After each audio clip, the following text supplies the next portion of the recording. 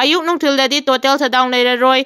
ZSF Zomi Student Federation Churchanpur Town Chatharakliba total shutdown gi khongjang adu numit khudingi ayuk nungthilgi matamda kongthokre. ZSF na thadorpa chirol amana hai Churchanpur da hauji oriba phibam asi yenglaga ZSF na March 18 da total shutdown gi khongjang adu laukthokibani. Hauji district asigi law and order gi phibam khara fagalakpadagi total shutdown adu numit khudingi ayuk pung 3 dagi numidang pung 3 phawbagi oina komthoklagani hairi. ZSF na ngarang dagi hauduna kaukiba matang kaktaba total shutdown na maram oiraga Churchanpur town da leiriba dukan amasung atai lalon itiki thabak tawram amata chathakide. District asida leiriba school college na chingba institution sing amasung office sing thonglona ki ngasi ayu anganbada mi khara post chai leinabat thongnaramba natana lambida mi amata chanakide hairi. Sisipurgi relief camp tagi Nupi Macha ama mangkibadagi Nupi Macha adu chingnaningai mawongda Siramle hairi.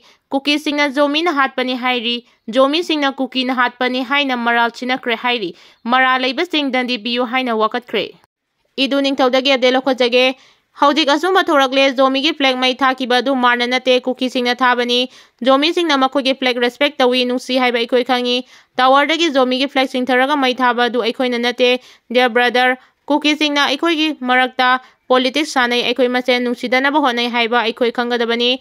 Kuki singda afaba wakal khande afaba thabak taude. Kuki singi drug business lam khopsinba popi thaba mayam loina khangi.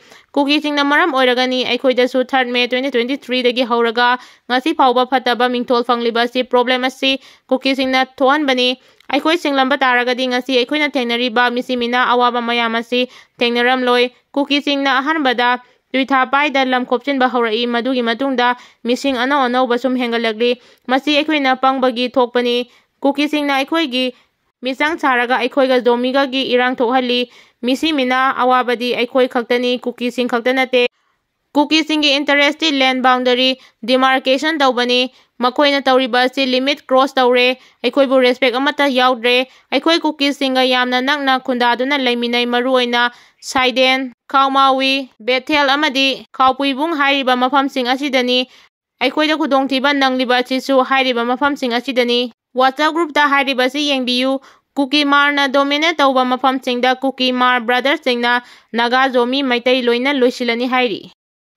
Churchanpur da tonga sandokpa singi mathakta action lokhatkadauri. Numit kharanigi mamangdagi maru oina Churchanpur district headquarter da thorakliba Purumacel Puna Chainabagi Thokdok Singi Matangda Tonga Sandokpa Singi Mathakta BNS amasung ITF ki tongan ba section singi makhada action lokhatlagani hairi.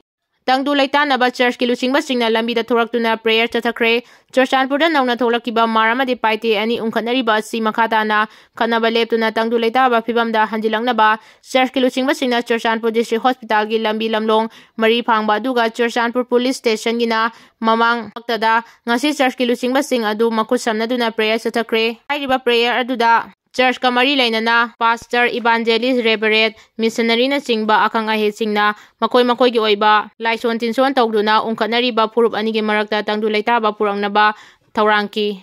Thaurang aduda state police amasung central force ki apunba team singna santi purangnaba honabada support tawba oina athingba pikhide hairi. Pasoi bazar da matam kuinadagi lambi semlaktabadagi lambi thijinkhre hairi. Manipur gi ex-CM Biren gi Facebook post age de lokhojage Lamphen Park water body gi oirakadaba phibamni criteria yauna park ama pat ki wangma asibu samdinaraga sagadaba thong asigi makhadana boating area amasung horse riding space amasu yauna semgatli. Manipuri pony gi masak amasung masigi magun asi nahasingbu khanganba haibasi tangai fade Manipur gi miyangi damak sengatlaklibani. Lamphen Park water body project asina Imphal manungda isaw thokpadagi ngakthokpa thaknaba ising piba amachung recreational space amasu oiduna miyamda kanaba pigadauri. Final political solution Amsterdam joint communique amadi FA na yumpham oigani. NSCN-Im amadi India lengaga chathariba political dialogue asigi final political agreement in 2002 gi July 11 da Amsterdam da India lengaga punna thokiba joint communique amadi 2015 gi August 3 da nakalani gi marakta yanakiba framework agreement FA da yumpham oigani haina NSCN-Im gi general secretary TS Muibana fongdokre. Wafam asingasi NSCN-Im gi chairman vice chairman amadi general secretary gi oiba collective leadership ki खोंफम हेना चेसिनबा हाइबा थौरम अमंगा मरी लेनाना मुइबाना फोंदोखिबनी general secretary T S मुइबाना मखाताना हाई India लेंगा का NSCN-Im गा तांका कया थोंगना वारी सानरिबा असिगी मातांगदा अरोइबा पॉलिटिकल एग्रीमेंटा नागालिम की नेशनल फ्लैग कॉन्स्टिट्यूशन सोइदना यावगनी नागालिम की सोवरेन नेशनल फ्लैग टेरिटोरी अमदी कॉन्स्टिट्यूशन वारी सानबा असिदा इंडिया लेंगा की माइकेदगी वाफम अमता नेगोशिएट तौबा यारोय हाइना नागा मियामदा महांगना थाजबा पीकी ngasi थौरम अदुदा नागालिम की सोवरेन अमदी इंटीग्रिटी फंगननबा होनबदा थवाई थाख्रबा नागा लुचिंगबा कयादसु महांगना इकाई खुमनबा उतकी मणिपुर यावना अवांग नोंपोक स्टेटसिंगदा ngasi अखाक अराव यावना अकनबा नुंसित सिटलबा याय हाइरी अफस्पा रिव्यू आर्मीना तंपाकी पुलिस स्टेशन 12 अफस्पा थंबा पामली मिनिस्ट्री ऑफ होम अफेयर्स नंगारंग युमसा कैसा नुमिता अवांग नोंपोकी स्टेटसिंगदा चनरिबा arm forces special power act 1958 review तौख्रे रिव्यू मीटिंग अदुदा आर्मी की माइकेदगिदी मणिपुर की तंपाकी डिस्ट्रिक्ट की अफस्पा लौथोख्रबा पुलिस स्टेशन 12 अमुक हन्ना एक असी थंबा पामी हाइबगी वाफम पुखत्ख्रे हाइरी MHA की ऑफिशियल अमना फोंदोरपगी मतुंग इना अवांग नोंपोकी स्टेट सिंगी तोंगान मफम सिंगदा चटनरिबा अफस्पा 1958 असी तांकाक नाइना लौथोक्तुना लागली स्टेट सिंग असिगी होंगलक्लिबा सेक्युरिटी की फिबम नैनादुना एक असी मखाताना चनगदा नत्रगा लौथोकद्रा हाइबगी मतांगना रिव्यू मीटिंग अदुदा स्टेट अमममतगी ओइना पुथोक्तुना नैनाकी हाइरी यूनियन होम मिनिस्टरना प्रिसाइड तौदुना पांगथोकिबा मिफम अदुदा मणिपुर की मतांगदा खनरकपदा